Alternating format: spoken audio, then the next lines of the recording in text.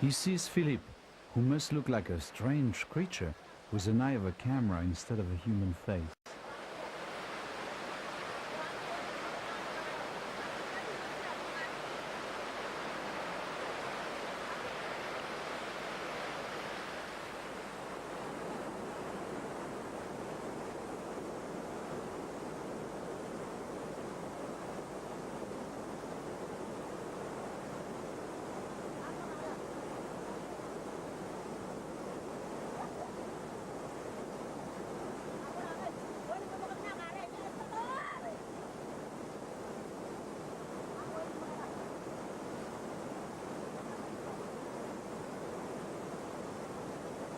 Philippe has been on previous expeditions with me, and he knows these stone axes are deadly weapons.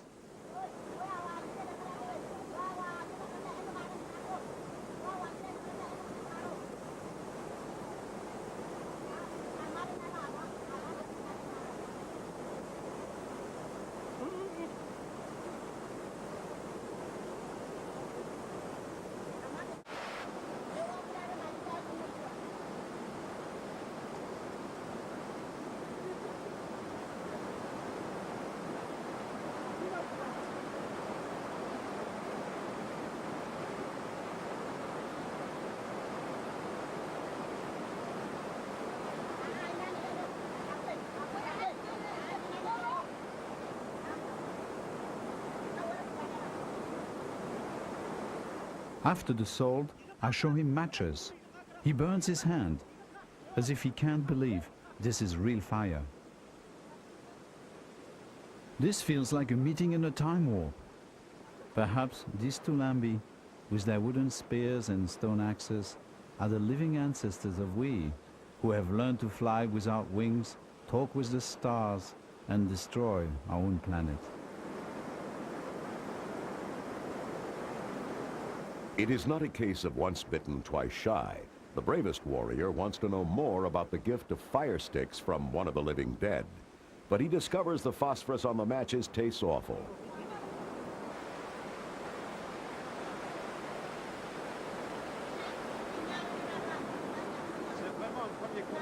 The gift of instant fire seems to convince the Tulambi that Dutilleux, living dead or not, is socially acceptable, or at least is no immediate threat.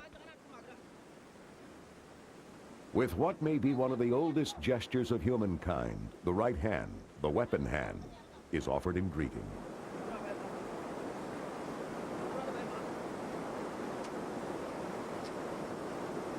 The Tulambi look at Jean-Pierre's pale skin as if it could be paint.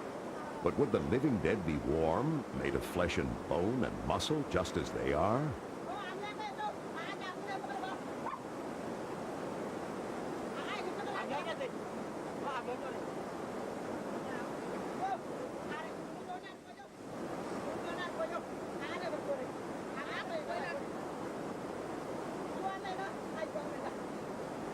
It seems like the Tulambi have never seen a white man, and that they're finally prepared to believe their own eyes.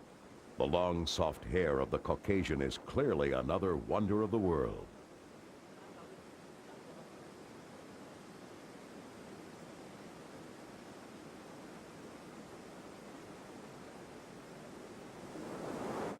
Jean-Pierre now offers the Tulambi their first matches, but they have no idea how to use them.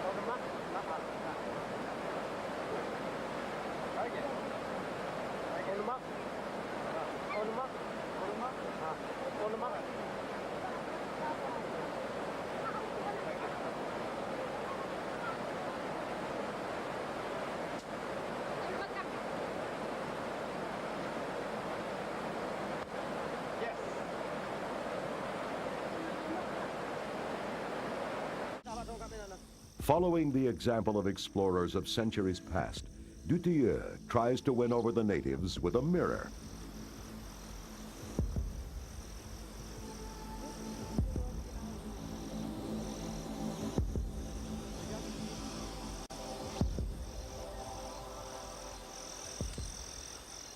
They have never seen their own image, except as a trembling reflection in rivers and pools.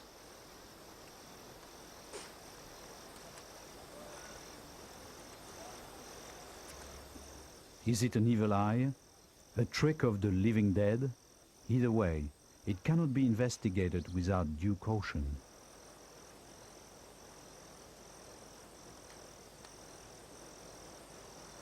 It's okay.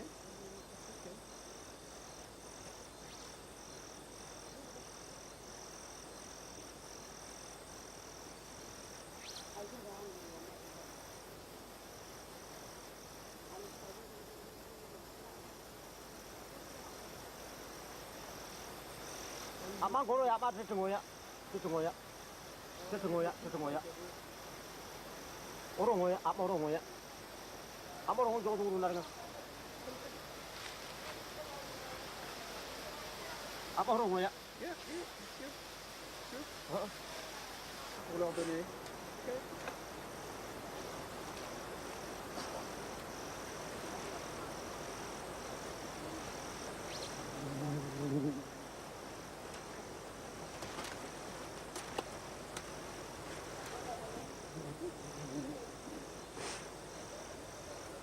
왜 양은 여기 없네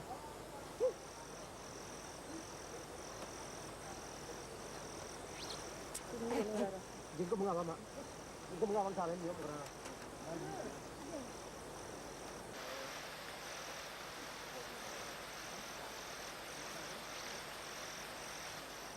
And then a knife.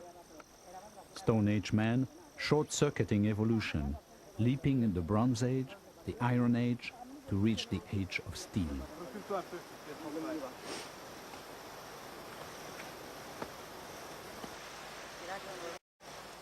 The Tulambi remain weary, but decide to accept Jean-Pierre's hospitality.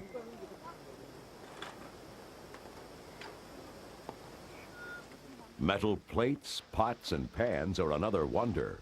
Rice is totally unknown. Sanjuga inspects it suspiciously.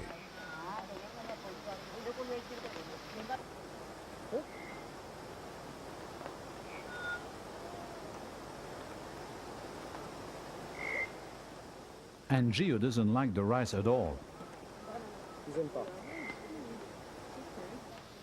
But he changes his mind when I add salt. I'm concerned when Angio begins hitting his head. It turns out to be Tulambi body language for good. When Angio does it, it is a signal for the others to try the rice.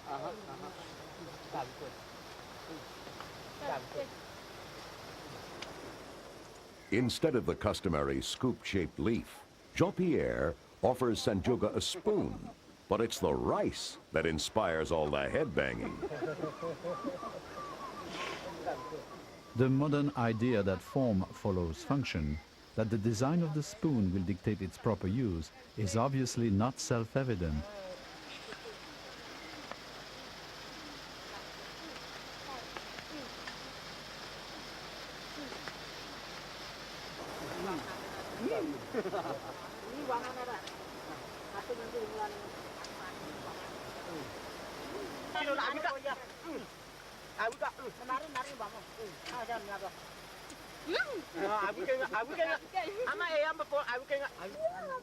They soon forget the spoon and prefer to eat their usual way.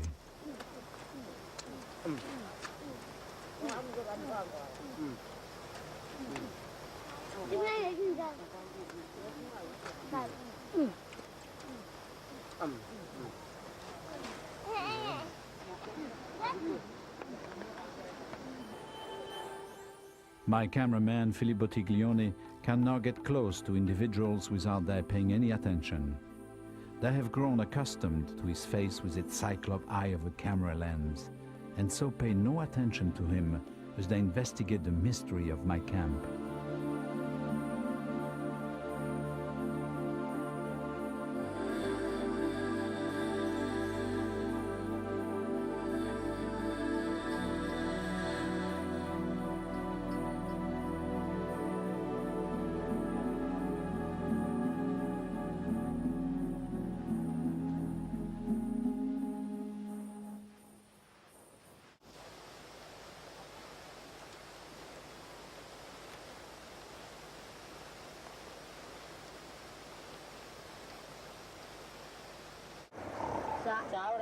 Then Jean-Pierre gets down to work. As always in this type of situation, he uses a rudimentary show and tell session to begin to understand the Tulambi language. Sa. How do you call the house? Anger. Anger? Anger. Anger. Vậy nó mà vậy à cái đó. How do you call the grass skirt? This? Aiga. Aiga. Aiga. And the necklace, Nung quá. necklace. Nunga. No. Nungwa. Kamka. Kamka. Kamuke. Kamka. Kamaka. Kamaka. Kamaka. Aiga. Aiga. Ange. Anger. Ange. Sa. Sa. Sa. Sa. No. No. Sa is sleep. Okay. Jean-Pierre will later give the tape to linguists. They will hear a language and songs never before heard by modern man.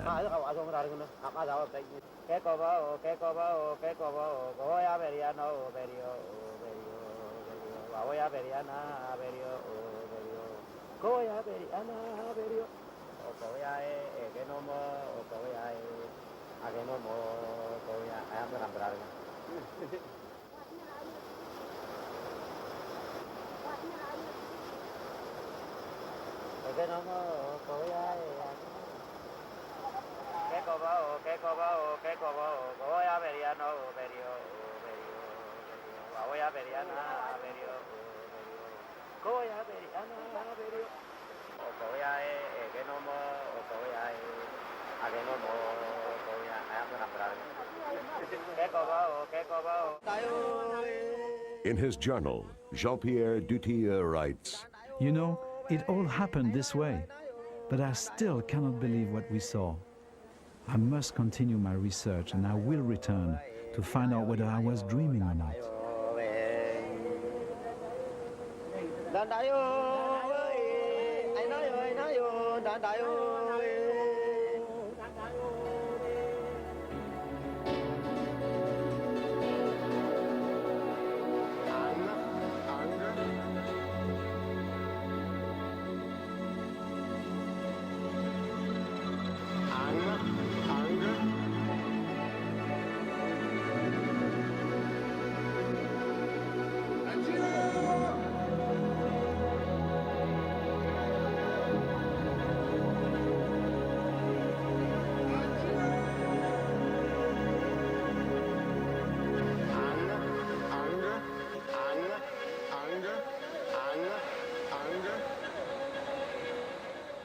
Minutes later, the bridge across the ages was swept away.